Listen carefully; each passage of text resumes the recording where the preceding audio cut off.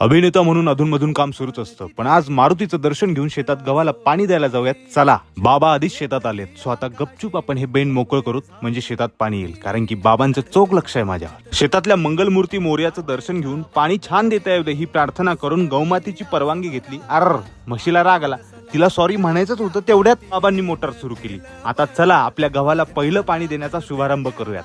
दांडातून पाणी आरीपर्यंत यायच्या आधी जिथे थोडं फुटलंय तिथे माती लावून घेतली, पण पाण्याचा जोर इतका होता की तिथे थोडं फुटलंच. आता ते बाबांनी बुजवलंय. सूर्यनारायणाला वंदन करून सकाळचं कोवळवून घेऊ म्हटलं तर इथे टेकाड असल्यामुळे इथली माती थोडी बाजूला केली आणि आपल्या पाण्याला रस्ता करून दिला. खरं सांगतो, चिखल असलेल्या पाण्यातून चालण्याची मजा शेतकरीच समजू शकतो, आणि त्यात हे पक्षी. शेतकऱ्याला काही नवीन नाही. अरे हे काय, यांनी नागार्जुनाचा वन मॅन आर्मी पाहायला वाटतं. असं म्हणालो म्हणून सूर्यनारायण तापले. आता गपचूप मोटार बंद करून घरी गेलेलं बरं. बाय.